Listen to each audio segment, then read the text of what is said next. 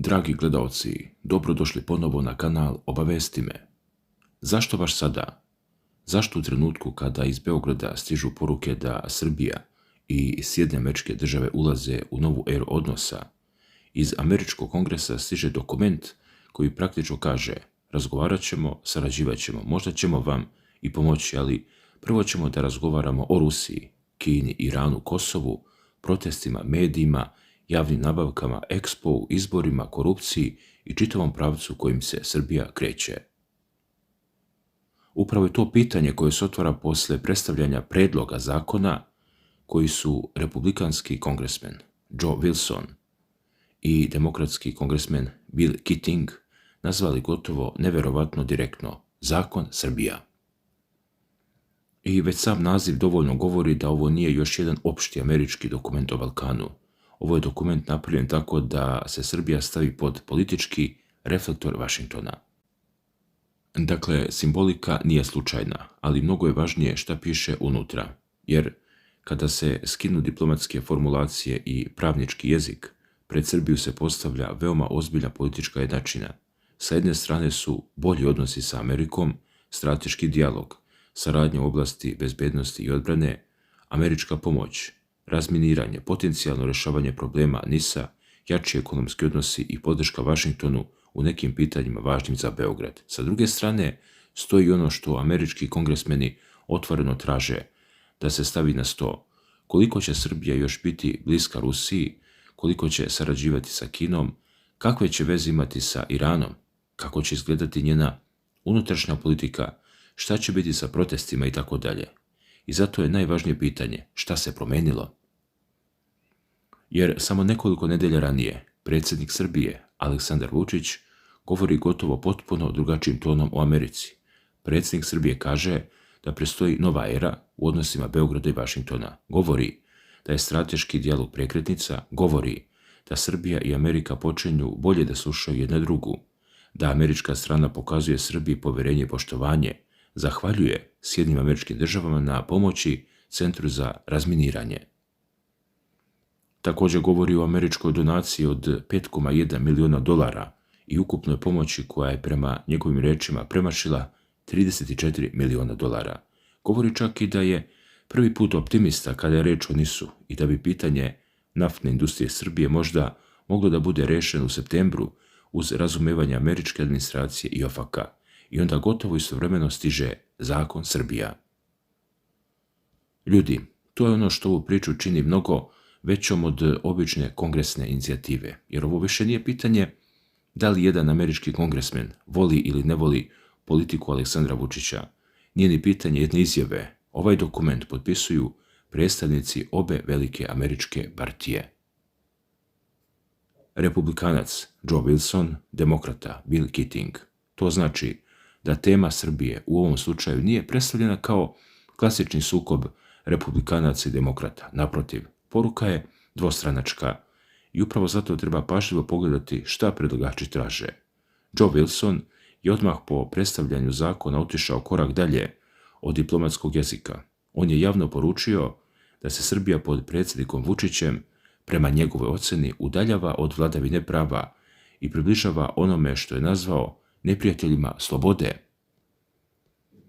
Pomenuo je Vladimira Putina, pomenuo je Komunističku partiju Kine, pomenuo je vlast u Teheranu. Dakle, nikakve dileme nema šta Wilson smatra glavnim geopolitičkim problemom Srbije: Rusiju, Kinu, Iran. Ali predlog zakona ne ostaje samo na tome, jer prema materijalu koji prenose mediji, američki državni sekretar Marco Rubio bi u okviru strateškog dijaloga sa Srbijom morao da pokrene upravo ta pitanja. I tu dolazimo do možda najvažnijeg dela čitave priče. Strateški dijalog koji je Beograd predstavljao kao veliki diplomatski iskorak, sada se u ovom predlogu pretvara i u potencijalni instrument uslovljavanja. Prema predlogu Wilsona i Keatinga, američki državni sekretar bi pre svakog važnijeg sastanka u okviru dijaloga morao da potvrdi Kongresu da će sa srpskom stranom razgovarati o odnosima Srbije sa Rusijom, Kinom i Iranom. Ne samo to. Na stolu bi morali da budu i slobodni i pošteni izbori. Borba protiv korupcije, javne nabavke, reforma vladavine prava, demokratsko upravljanje, sloboda štampe, sloboda okupljanja. Dakle, Washington ljudi ovim predlogom ne govori samo želimo da Srbija promijeni spoljnu politiku, poruka je mnogo šira.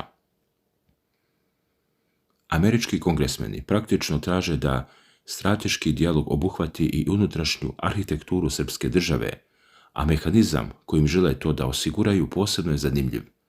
Prema prenetom materijalu predloga, najkasnije 10 dana pre sastanka američki državni sekretar morao bi nadležnim odborima kongresa da dostavi potvrdu da će ove teme biti otvorene. I još više od toga, morao bi da objasni na koji način namerava da ih otvori. Ako potvrde nema, predlog predviđa da zvanični State Department ne mogu da učestvuju u strateškom dijalogu i da se za njega ne troše odobrena sredstva. Drugim rečima, ovo više nije savjet američkoj diplomatiji. Ovo je pokušaj da se diplomatiji propiše šta mora da traži od Beograda. I tu postaje jasno zašto je trenutak toliko važan, jer odnosi Srbije i Sjedinjenih Američkih Država upravo se popravljaju. Srbija traži američku pomoć. Kada je reč o Kosovu, Vučić javno govori da je spreman da moli za razgovore na svim nivoima u Sjedinjenim Američkim Državama, ukoliko se bezbednost Srba na severu Kosova dodatno pogorša. On zahvaljuje američkim zvaničnicima što su, prema njegovim rečima, u prethodnom periodu radili na sprečavanju novih tenzija. Prije toga šalje pismo generalnom sekretaru NATO-a i tako dalje. Dakle, Beograd se upravo sada sve više oslanja na Washington kao kanal preko kojeg pokušava da zaštiti svoje interese na Kosovu. A upravo sada deo američkog kongresa govori, dobro, ako želite strateški dijalog sa nama, onda ćemo mi u taj dijalog unijeti sve ono što smatramo problemom srpske politike. To je suština ovog trenutka. Srbija želi Ameriku kao politički oslonac, tamo gdje smatra da joj Amerika može pomoći. Američki kongresmeni žele da taj novi odnos iskoriste kako bi promenili prava srpske politike tamo gdje smatraju da Beograd previše odstupa od zapada i zato se u priči o zakonu Srbija Kosovo ne može odvojiti od Rusije. Rusija se ne može odvojiti od NIS-a, NIS se ne može odvojiti od američkih sankcija. Također, američke sankcije se ne mogu odvojiti od strateškog dijaloga. Strateški dijalog se ne može odvojiti od protesta i unutrašnje politike, a unutrašnja politika se sada povezuje čak i sa Expom 2027. godine. Ljudi, sve je povezano. U dokumentu se prema medijskim navodima posebno govori o tragediji na železničkoj stanici u Novom Sadu 1. novembra 2024. godine. Navodi se zahtjev za potpunom, transparentnom i nezavisnom istragom. Pominju se optužbe za prekomjernu upotrebu sile prema demonstrantima. Od američkog državnog sekretara B se tražilo da vrši pritisak na vladu Srbije da takve istrage omogući i da postoji odgovornost zvaničnika ako se utvrdi njihova odgovornost. To znači da događaji koji su mjesecima bili glavno unutrašnje političko pitanje Srbije sada direktno ulaze u američki zakonodavni proces. I zato Joe Wilson u svojoj poruci ne govori samo o Rusiji i Kini, on pominje proteste. Kaže da uprkos široko rasprostranjenim protestima protiv korupcije, Vučićeva vlada, kako navodi, preti destabilizacijom regiona.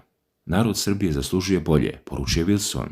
To je veoma snažna formulacija, jer američki kongresmen više ne govori samo o odnosima dvije države. On se direktno obraća političkoj situaciji unutar Srbije, a onda ulazi Bill Keating, demokrata, član odbora za spoljne poslove, vodeći demokrata u pododboru za Evropu. Njegova poruka je nešto diplomatskija, ali suštinski ide u istom pravcu. Keating kaže da demokratija, vladavina prava i borba protiv korupcije moraju ostati ključni stubovi bilateralnih odnosa SAD-a i Srbije. Dakle, republikanac udara geopolitički, demokrata institucionalno, a zajednički dokument spaja jedno i drugo.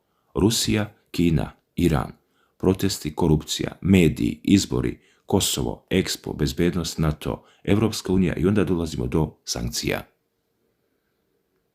Jer bez tog dela naziv Zakon Srbija možda bi ostao samo politički pritisak, ali predlog prema prenetom materijalu govori i o finansijskim sankcijama i zabranama izdavanja viza osobama za koje američka strana proceni da doprinose destabilizaciji Zapadnog Balkana. Formulacije su široke. Govori se o osobama koje ugrožavaju mir, bezbednost, stabilnost ili teritorijalni integritet država regiona. Govori se o potkopavanju demokratskih procesa i institucija, korupciji, teškim kršenjima ljudskih prava, radnjama koje ometaju regionalne sporazume, saradnju, bezbednost ili međusobno priznanje. I upravo posljednja formulacija otvara veoma važno pitanje za Srbiju.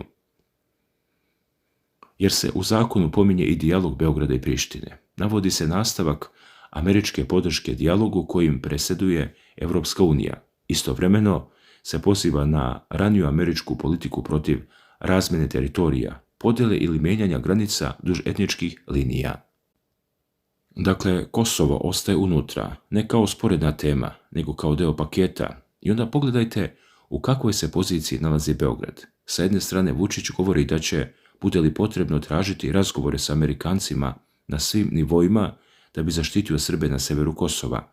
Sa druge strane, američki kongresmeni u predlogu zakona dodatno vezuju odnos sa Srbijom za proces Beograda i Prištine i regionalne sporazume. To je politička trgovina interesa na najvišem nivou. Amerika je Beogradu potrebna, ali Amerika vrlo dobro zna da je potrebna. I upravo zato se pitanje zašto sada možda može razumjeti kroz jednu jednostavnu činjenicu. Sada Washington ima više poluga nego pre nekoliko godina. Problem NIS-a direktno zavisi od američkih sankcija. Bezbednosna situacija na Kosovu u velikoj meri zavisi od KFOR-a i političkog uticaja Zapada. Srbija želi strateški dijalog sa Amerikom. Beograd traži nove investicije, traži bolji politički odnos sa administracijom Donalda Trumpa. Vučić govori vrlo pozitivno o Trumpu. U intervju za Breitbart, kako posjećaju američki mediji, govorio je i o podršci koju Donald Trump ima među Srbima. Trump, sa druge strane, Vašingtonski sporazum iz 2020. godine navodi među svojim spoljnopolitičkim rezultatima. Sve djeluje kao trenutak u kojem bi odnosi mogli snažno da krenu napred.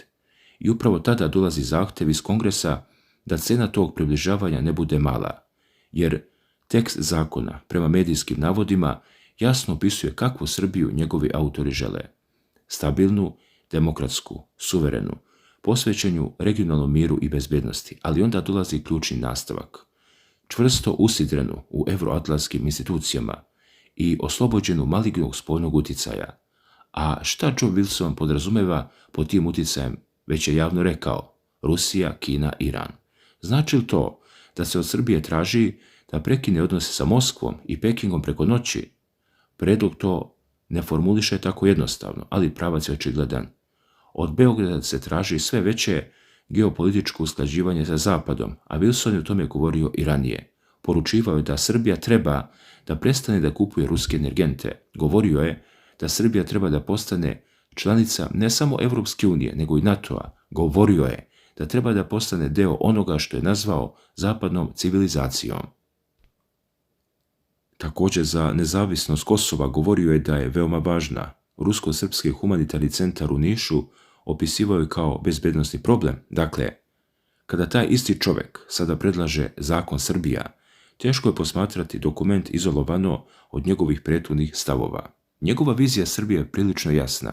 Srbija na zapadu, Srbija dalje od Moskve, Srbija sa manje kineskog političkog i bezbednosnog uticaja, Srbija bez ozbiljnog oslanjanja na Iran, Srbija u tesnijoj vezi sa NATO, Srbija koja prihvata američku koncepciju regionalne bezbednosti i sada tu viziju pokušava da prebaci iz političke izjave u zakon, ali postoji još jedna zanimljiva dimenzija. Joe Wilson nije bilo koji kongresmen. U predstavničkom domu je još od 2001. godine, ko predsjedavajući američke Helsinške komisije, visoko pozicioniran u odboru za spoljne poslove, bavi se evropskim pitanjima, ima iskustvo u odboru za oružane snage, izabran je i na važnu funkciju u okviru parlamentarne skupštine OEBS-a. Dakle, ovo govori čovjek čiji politički rad godinama prolazi upravo kroz bezbednost, Evropu, NATO, Rusiju i Balkan. I taj isti Wilson je već učestvovao u inicijativama koje se direktno tiču Srbije. Bio je među onima koji su pokušavali da ospore održavanje zasjedanja parlamentarne skupštine OEBS-a 2027. godine u Beogradu, grupa od 41 kongresmena tražila je da domaćin bude Charleston u Južnoj Karolini. Među razlozima su se pominjale veze Srbije sa Rusijom, Kinom i Iranom, kao i odnos Srbije prema Kosovu. Dakle, ljudi, obrazac postoji, ovo nije prva epizoda. Zakon Srbija samo je najdirektnija do sada. Ali još zanimljivije postaje kada pogledamo kineski deo priče, jer Rusija je tradicionalno politički najosjetljivija tema kada se govori o Srbiji, ali Kina je verovatno dugoročno mnogo veći izazov za američku strategiju. Kineske kompanije imaju velike projekte u Srbiji. Kina je uključena u infrastrukturu. Aleksandar Vučić godinama govori o čeličnom prijateljstvu Srbije i Kine. Xi Jinping je u Beogradu dočekivan kao jedan od najvažnijih svjetskih lidera, a sada predlog američkog zakona traži ozbiljno mapiranje upravo tog kineskog prisustva. Prema prenetom materijalu, u roku od 180 dana od eventualnog stupanja zakona na snagu, američki državni sekretar bi zajedno sa direktorom Nacionalne obavještajne službe i sekretarom odbrane trebalo da Kongresu dostavi izveštaj o ruskom utjecaju u Srbiji, ali ne samo ruskom. Izveštaj bi obuhvatao i kineske investicione, infrastrukturne, političke i bezbednosne veze sa Srbijom i njihove moguće posljedice po interese NATO-a i Europske unije na Zapadnom Balkanu. To je veoma ozbiljna stvar, jer kada se u istom dokumentu povežu State Department, obavještajna zajednica i Pentagon, onda više ne govorimo samo o diplomatskom nezadovoljstvu, govorimo o pokušaju da se napravi kompletna američka procjena Srbije. Također, dragi gledalci, ovaj predlog nije sastavljen samo kao prijetnja, u njemu postoji i druga strana. Prema materijalu koji prenose mediji, ukoliko vlada Srbije napravi korake ka jačanju evroatlantskog puta, sprovede kredibilne istrage o tragediji u Novom Sadu, obezbedi odgovornost u slučajevima prekomerne upotrebe sile i pokaže napredak koji Washington traži, predsjednik SAD-a Donald Trump bi trebalo da radi na unapređenju bilateralnih odnosa. Pominje se jačanje demokratskih institucija, veća otpornost Srbije na štetne strane uticaje, dalja bezbednosna i odbrambena saradnja, akademske razmene, direktni kontakti građana, drugim rečima štap i šargarepa. Ako ostajete bliski Rusiji i Kini i ne menjate unutrašnju politiku, postoje sankcije i politički pritisak. Ako se približavate evroatlantskom pravcu, otvara se prostor za dublju saradnju. I ovo je možda najvažnija rečenica čitave priče. Sjedinjene Američke Države dakle više ne kriju kakvu Srbiju žele. To je možda važnije čak i od toga da li će ovaj konkretan predlog zakona na kraju proći kroz oba doma Kongresa, jer svaki zakon prvo mora proći predstavnički dom, zatim Senat, tek onda može doći do predsjednika Trumpa. Dakle, ovo je za sada predlog zakona o Srbiji, ali politička namjera već postoji, a kada je dvostranačka, onda je to signal koji Beograd sigurno neće ignorisati, posebno zato što Donald Trump i Kongres ne moraju u svakom trenutku imati potpuno isti pogled na Vučića. I tu se pojavljuje još jedna zanimljiva pukotina. Američki mediji upravo to primećuju. Sa jedne strane Vučić ima korektan odnos prema Trumpu. Često govori pozitivno o njemu. Trumpov politički krug u Srbiji ima značajno bolji imidž nego prethodne demokratske administracije. Beograd očigledno želi da iskoristi taj prostor, ali Kongres je druga institucija i Joe Wilson je republikanac. Dakle, Vučić ne može jednostavno da kaže problem prave demokrate koji ne vole Srbiju, a Trump je na našoj strani. Ovdje zakon zajedno predlažu republikanac i demokrata. To menja sliku. I za sami kraj možda najveće pitanje cijele priče jeste, ako Amerika od Srbije traži da se udalji od Rusije i Kine, šta je spremna da joj ponudi za uzvrat? Jer upravo će odgovor na to pitanje pokazati da li je zakon Srbija samo još jedan pritisak iz Vašingtona ili početak mnogo većeg pokušaja da se Srbija geopolitički prevede na jednu stranu, a izgleda da je taj proces upravo otvoren. Hvala na pažnji.